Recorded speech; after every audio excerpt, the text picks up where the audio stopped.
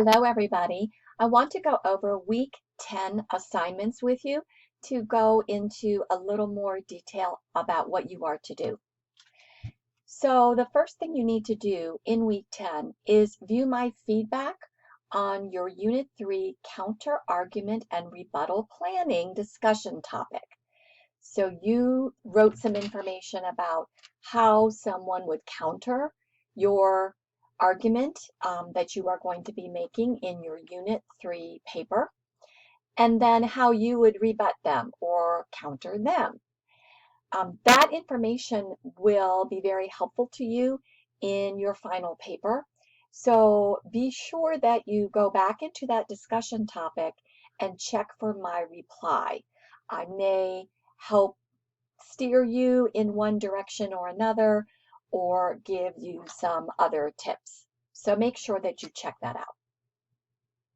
Another thing you want to do this week is to review the learning materials on classical argument.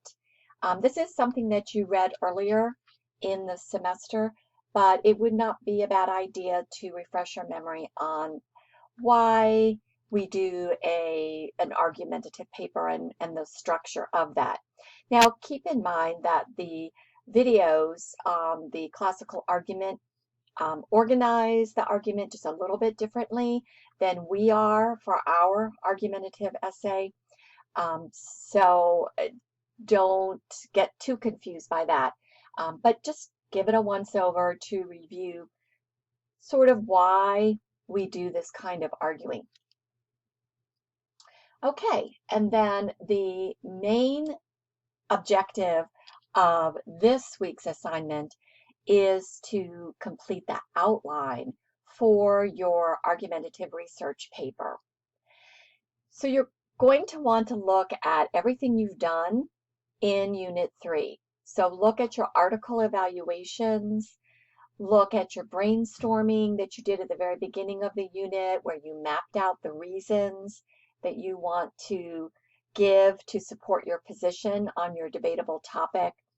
Look at my feedback on your counter-argument and rebuttal thought process, and look at all your sources again. Now is the time to start pulling out details, facts, statistics, data, things that will give support for your position on your issue. To do this, you're going to fill out the worksheet, if you will, the template for the outline. So there's a link here in the announcement that will take you to the assignment, and here again you can click on that template. So it is fairly straightforward, doesn't look particularly complicated, but I want to urge you to be very comprehensive when you fill out this document. This document will be the skeleton, will be the blueprint for your final paper. So doing a good job here means that you will have a really good paper as your end product. I give you a little direction here at the top. Please provide information after every colon, so don't leave anything blank. So here you have the different sections of your paper. The first section will be your introduction. So here you can see the colon. You want to put your hook. How are you going to begin your essay to get the reader's attention? Here you will provide background information to explain your topic, what it is, and give any necessary context so that the reader understands what the debatable issue is. Here is not where you're providing your evidence or your reasons. This is where you're just introducing the topic and giving any needed definitions or explanation just to understand what the topic is. And then you will end the introduction with your thesis statement. Please make sure this is a complete sentence and that it clearly states your position on your debatable topic. Next we go to your reasons or your claims. You need to have 3 of them for this essay. And you worked with this earlier in the unit. If you need to fine-tune those and make sure you're choosing the best reasons you can, now is the time to do that. So what are the strongest reasons or claims to support your position on the issue? Please make sure that you write down what that claim or reason is. Notice the colon here. So I do want you to fill this in. What is the overall reason to support your position? And of course, you'll do that here in Claim 1, Claim 2, and Claim 3. Once you've written down what the general reason is, now you're going to put those supporting details. And this is where you're going to dive into your sources and find all of the facts and details and statistics that back you up. So again, notice the colons. So here I want the specific information.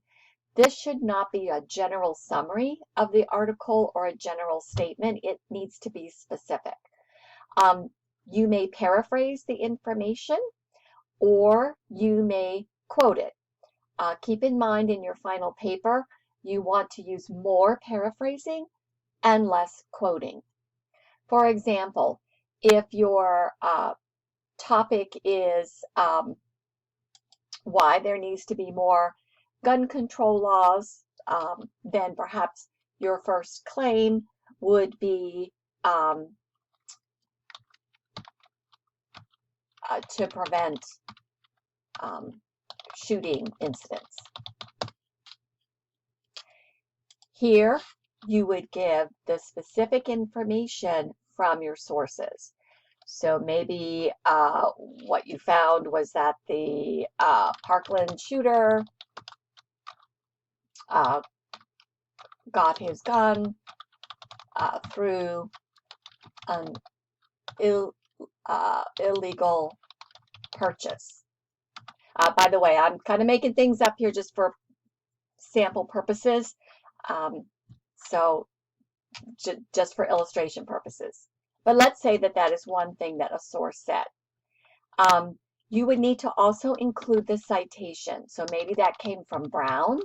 It was written in 2017, and this was from paragraph 4.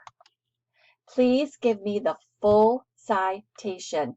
Even if it's a paraphrase, I want to see where you got the information, and that's a way for me to be able to check to make sure that you're using your sources correctly. And you would go through that with all of the information. Now, if you're copying from the article, and maybe it said 57% of teachers stated that better laws would have prevented the Parkland shooting, and that is copied word for word, then please note the quotation marks to indicate that this is copied. You need to know that, and I need to know that. And then again, give me the full citation. Now, there are spaces for 3 supporting details for each claim, and you need at least that many. Please feel free to expand that and to give, go back here, expand that to more details if you have them. The more information you have, the stronger your paper will be. So feel free to add more details. Please find at least 3. The other thing you should strive to do is to look for more than one source in any given reason. So if you're only relying on Brown for reason 1, that is not as strong as if you find information from both Brown and Smith to back you up. So if you can synthesize that information and pull from more than one source, that is definitely preferred. So then you'll go on to your second reason, clearly state what that is, give the specific information here in the details, add to them if that makes sense or if you have that information. By the time you get through all three of your reasons, you should have used all of your sources. So in your paper, you will need to use information from at least 6 sources, if not all 7 of your sources. So do keep that in mind, and I will be checking that because there is a requirement for a minimum of 6 sources for this final paper. So that needs to be demonstrated here in the body of your paper. All right, once you've gotten through the reasons, then you come to your counter argument. Here you'll clearly state what the opposing view would be in opposition to your thesis statement or your position on the issue. So you'll state that here, and then you'll give 2 pieces of information, at least, you can give more, but 2 pieces of information that would support the opposing side. I would guess that your articles would contain some counter information. Most articles will acknowledge the critics or the opposition and their reasoning. So you would do the same thing here, where you would give that specific piece of information and the full citation of where you got it from.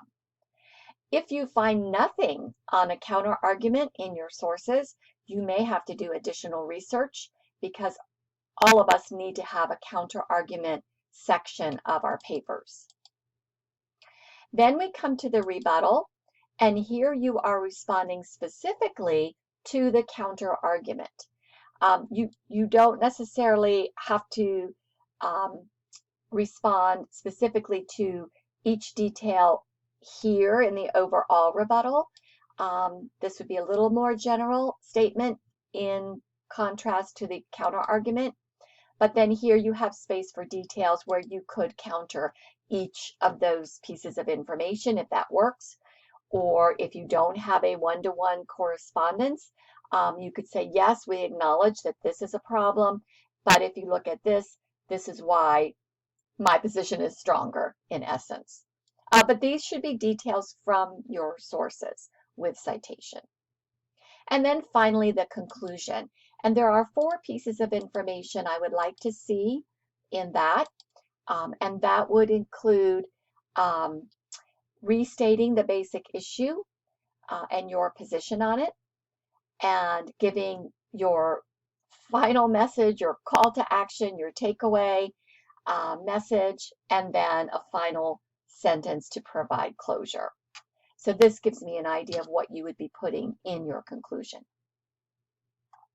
All right, and when you're done with that, then you will submit your work by going to the submission link here in the announcement, and of course make sure you submit that by the deadline.